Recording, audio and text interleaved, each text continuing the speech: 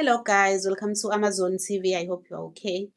Niyabona isimo sibhekene naso South Africa. People of Ugombo decided to continue with i-march because abantu bokufika are still selling izidakamizwa ezinganeni zabo in their city. Ugovernment ukhipha amaphoyisa ukuthi azobashaya ezobabopha.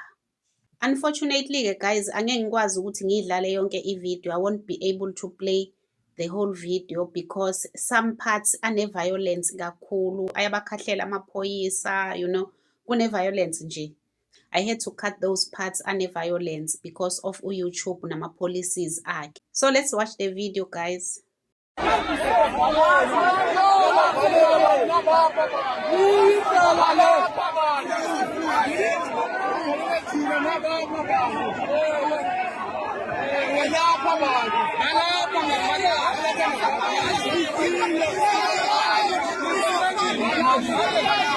Angithi uyabezwa bayasho ukuthi balapha, these people who are selling powder, they are here in this building. According to the information I got, this was a peaceful march. They just wanted to confront those Nigerians to tell them to stop doing what they are doing in their town, to sell powder to their kids. That's all they wanted. But police came to beat them up, to kick them. If you see, maybe some of you guys have seen the video already, i-violence elapho amaphoyisa ebakhahlela it's so sad, it's so painful ukuthi thina in this country now we are living like Zimbabweans in Zimbabwe, we are living like Nigerians in Nigeria because these people ama-government abo abatreat-a njengey'lwane emazweni abo. Yila abathola khona i-comfort. South Africa is the only country that is allowing them to do as they wish. They are not doing these things in their countries.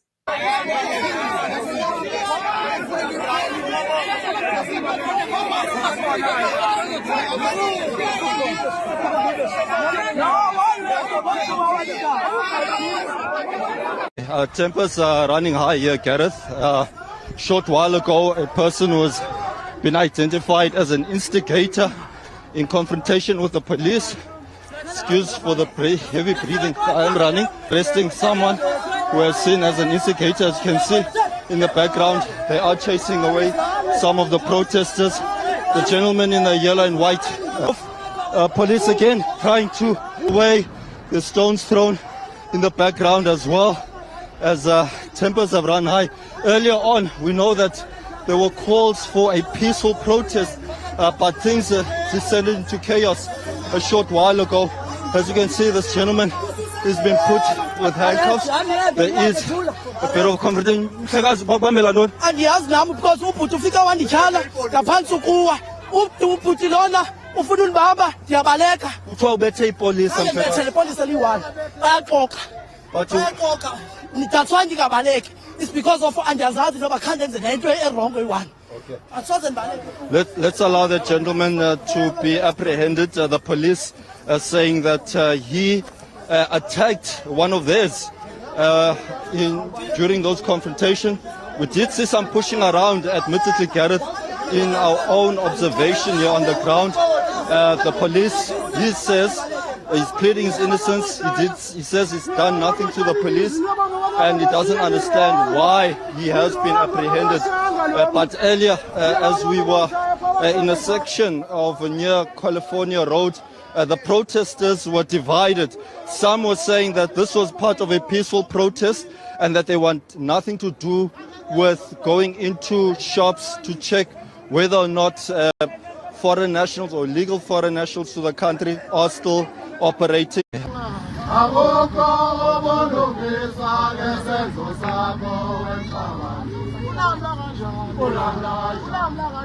So I decided to match this video of abophakela umthakathi nalawa akugombo because uphakela umthakathi ubese court namhlanje i-foreigner laseTanzania livulele uphakela umthakathi i-protection order ukuthi uyalihlukumeza edrobheni in his own town kwaNongoma, lapho uphakela umthakathi azalelwe khona ezweni lokhokho bakhe.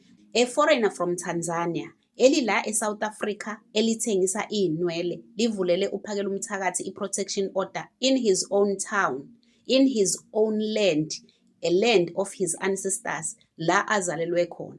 A South African police again took this Tanzanian guy bahamba bayokwenza i-protection order benzela uphakela umthakathi. And according to uPhakela Umthakathi, even a lawyer of this foreigner umZulu. So you see ukuthi sithengisana kanjani. Iyona ndlela thina as ama-South Africans, as abantu abamnyama base-South Africa esithengisana ngayo and esibuye sibe nobuxoki nokuzondana ngayo. Uyabezwa abantu bakugompa ukuthi bathini, ukuthi some of ama-protesters bathi bona bebengazile ukuthi bezo-check-a ukuthi ama-foreigner are still operating yini. Kusho ukuthini lokho? Ngoba vele as umphakathi bebefuna ukuzobona ukuthi laba bantu bayaqhubeka benza lezi zinto vele bebezenza laphayana. Even after everything abayenzile ukuthi bashaya ama-South Africans, balimaza ama-South Africans, bawagwaze, umphakathi ubufuna ukubona. And labantu remember ukuthi yibona abadayisa idakamizwa bedayisela iy'ngane zabo. So bafuna ukubona ukuthi what's going on there. And abanye igroup enye yawo ama-protesters ithi yona manje no, thina besingayele lokho laphayana. Iyo into efike ibe yinkinga. Exactly lento eyenzekala nakuma-social media ukuthi khona bathi hey, why amaZulu eya eLekuzeni, why amaZulu eya e-Eastern Cape eyodala udlame, because lempi bekuyamaXhosa. Kusho ukuthini lokho as a South African? If njengamanje eFree State kuba nenkinga, abantu base-Free State beba ney'nkinga, is it a crime for amaXhosa ukuthi ehambe yolekelela eFree State? If abantu bakaZulu Natal beba nenkinga njengamanje, is it a crime for abantu base-North West or eMpumalanga to come and help and assist KwaZulu Natal, their fellow countrymen? Singathula kanjani kuba nezinto ey'fana nalezi ukuthi kucrownwe i-king in our country bese kuzovela umuntu oyi-South African ethi yena ningenaphi ey'ntweni zase-Eastern Cape niyamaZulu? Kusho ukuthini lokho?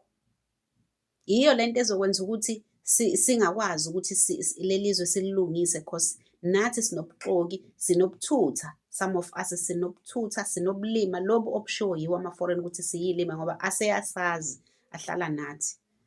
So guys, we need to change if really we love this country and we love our children, our next generation, because now ungasho ukuthi mina vela ngisenabo abantwana abancane, iy'ngane zami zindala zishadile nani nani. Are you not thinking about your next generations, your grandchildren, your unborn generations? You are not thinking about them. If you have everything now, you are working or you are rich, think about your next generations. Will they be successful njengawe?